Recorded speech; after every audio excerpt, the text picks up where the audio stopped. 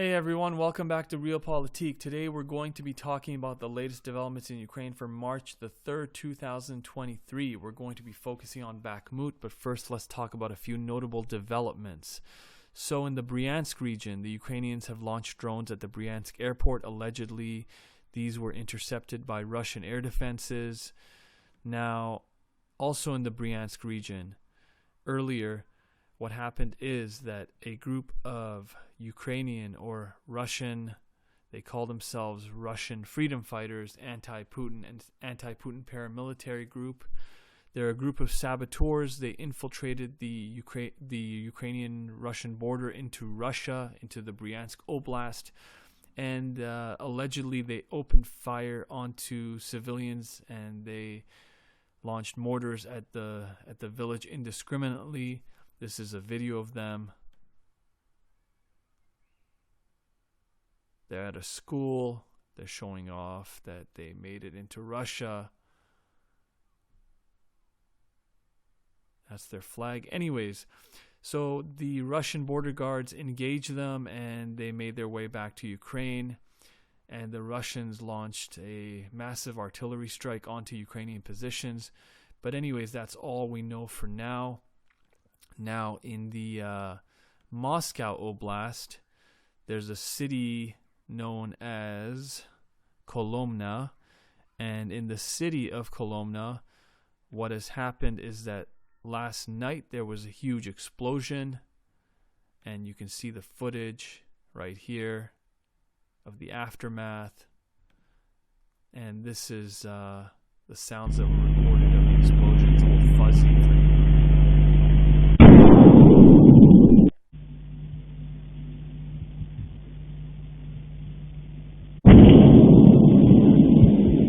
Yeah, so apparently the Ukrainians are still launching drones at Russian positions, and they're having mixed success. Some of these drones are modified Soviet models from the Soviet era. Some of them are just Chinese drones. Basically, the Ukrainians are getting whatever they can get their hands on, and they're just rigging them with explosives and sending them on their way. Now, if you recall in the last video, I mentioned that the Ukrainians launched a drone at an AWACS plane, a Russian AWACS plane. Now, that AWACS plane, apparently there's been footage of it that has been showed, that they've shown afterwards, and it's perfectly fine. It can fly, and it's been shown that it's flying, it's functioning. But the Ukrainians actually released footage of a quadcopter, and this is the footage. And the quadcopter ends up landing on the antenna dish, but it doesn't do any damage to it, which is weird.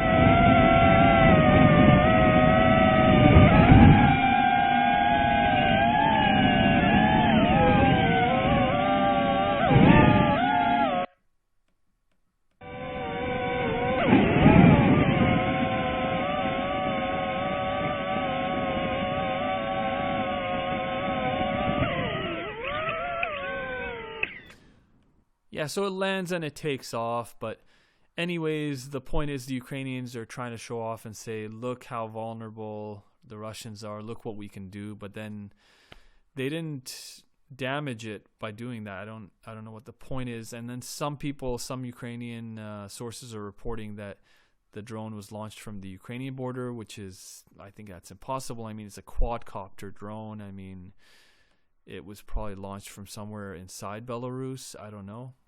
I don't know what to think of it, but anyways, Wagner in Bakhmut, they continue to make gains. They released a video, and they're saying that they're nearly at the center of the city.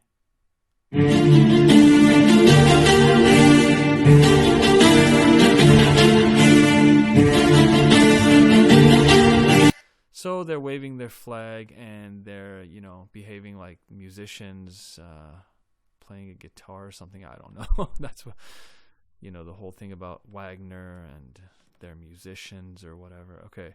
Anyways, let's take a look at Bakhmut.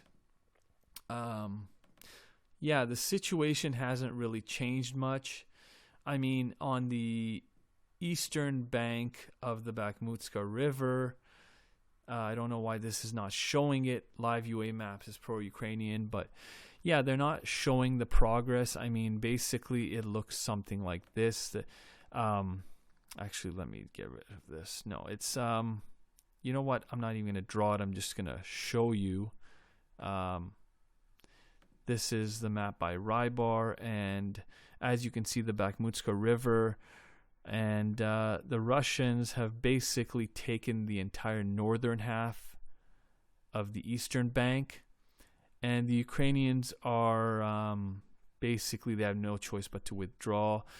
If we look at this icon right here, they destroyed, it seems the Ukrainians destroyed the last bridge that leads to the western side. So I think some Ukrainians are stranded, and honestly they might have to abandon their weapons and jump and swim across the river, and it's going to be freezing cold at this time of year, so you got to feel bad for them. But anyways, that's that. The Russians continue to try to push southwards towards Romove, and yeah, you see where this icon is right here. This is Romove, and I'll show you if you can't see the road. This is pretty much the road, the last road in and out of Bakhmut, and the Russians are pushing towards Romove, and that is the last road in and out of Bakhmut. It's currently under fire control. I mean, Russian snipers can hit anything that tries to, anything on the road, any supplies that they attempt to bring in, any Ukrainian soldiers trying to escape, they can hit them with ATGMs, anti-tank guided missiles, sniper rifles. Yeah, I mean, in some cases, they're so close that, I mean, that's like 200 meters. They could even hit them with, you know, rifles, their AKs with a scope. They should be able to hit some targets. They've been able to hit this road with artillery for quite some time, and they adjust the fire with the help of drones, quadcopter drones. Now in the south, it's the same story. The Russians are pushing northwards, and they're very close to the road. In fact, I mean, yeah, snipers can reach it. So, I mean, it's really becoming perilous for the Ukrainians. It's really untenable to stay in the town. I'm hearing some rumors that Ukrainians, some units are beginning to withdraw. And yesterday I heard something about potentially a Ukrainian mutiny. Some units are talking about basically defecting or just mutinying because they don't want to lose their lives for nothing, right? I mean, I don't know what Zelensky's thinking, but we all saw what happened in Mariupol, and basically, you know, some of these guys, they have family, they have wives, children, and they want to go home. I mean, they don't want to die for nothing. And I don't know what Zelensky's thinking, because he's not Stalin, right? He doesn't have like millions and millions of troops at his disposal for him to just say, "Oh, fight to the death." Like this is 2023. This is not a time and place where you can do that. Like these guys are, you know, they don't want to fight to the death. They want to go home to their families. I mean, yeah, they want to fight. A lot of them are willing to fight. They want to fight for their country, but they don't want to fight for a city if there's no point. If the city is encircled, there's no way out anyways, the city's going to fall anyways, then what is the point? Now, on this map, the deep state map, you can see the same thing basically if we measure it out from the south. I mean, you're looking at like 700 meters, and in the north, I mean, the gray zone is, I mean, on Romove, and right now the Wagner assault units are trying to secure Romove. But if they do that, it's going to be very bad for the Ukrainians. But I mean, I don't know. Right now they're just pushing, and it just seems like it's just a matter of time. But if we just measure it out, I mean, Yeah, I mean, that's less than a kilometer, right? So it just doesn't look good for the Ukrainians. So what I'm hearing about the mutiny yesterday is that Zelensky has asked his top general Zaluzhny to basically put an end to it, to nip the mutiny or rebellion in the bud. And I don't know, it just seems like the city is just seems like it's a matter of time, and some of the Ukrainian troops realize that, and they don't want to fight and die for nothing. So you might even get a situation where a large number of units just begin to withdraw en masse, disobeying orders. But I don't know, that remains to be seen. It's just speculation at this point. Now, even in the Western media, I'm going to show you an article. They're basically admitting that Bakhmut is on the verge. Here it says Bakhmut on the brink as Ukraine signals retreat. However, the Western media is being a little deceptive because they're trying to claim that Bakhmut, now the narrative is that Bakhmut is not significant in the grand scheme of things, but I've just drawn this out so you can see it. Bakhmut is the most important transportation hub in the Donbass region. So, I mean, there's roads going in every single direction. It's very important to control Bakhmut in order to control the Donbass, right?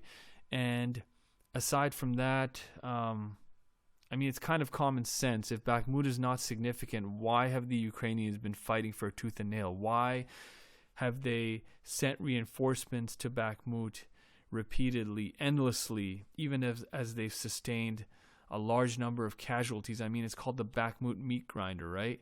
And they keep sending more and more reinforcements, and it just doesn't add up. And then there's the narrative that, well, they're not leaving because they're bloodying the Russians. They're hurting the Russians. They're inflicting huge casualties onto the Russians. And look, both sides are sustaining a large number of casualties in Bakhmut, but it's just not accurate to say that the Ukrainians are bloodying the Russians or whatever, because, I mean, the Russians have 10 times as much artillery, right? And realistically, Bakhmut is under operational encirclement. So I don't understand that narrative.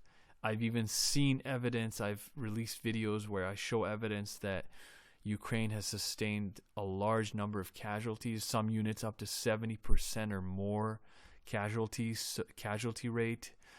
So, I mean, I can't buy that narrative, because if the Ukrainians were really, in an advantageous position, then why wouldn't they just stay in Bakhmut forever? Why would they even be considering retreating? Why did the Biden administration recommend that they leave Bakhmut, a month ago or something? Then why did Zaluzhny ask permission to retreat from Bakhmut? Why are we hearing all this back and forth bickering? So the narrative doesn't really make sense. And anyways, right now, the Ukrainians, I mean, from what I'm hearing, they have their best units holding the line in the south, right? And also in the north, which could explain why the Russians have been, they haven't been able to gain physical control over this road, like a solid foothold over the southern road. And also why it's been 2 days and the Russians still haven't taken complete physical control over the road to the north, right? So yeah, the best Ukrainian units are in the north and south, and that makes sense because that will give the Ukrainians a way to get out of Bakhmut. So it does make sense, but anyways, it remains to be seen how this will end. But we're going to keep watching, and I will keep you updated. So anyways, guys, if you watch till the end, please like and subscribe. Thank you for watching, and I will see you in the next one.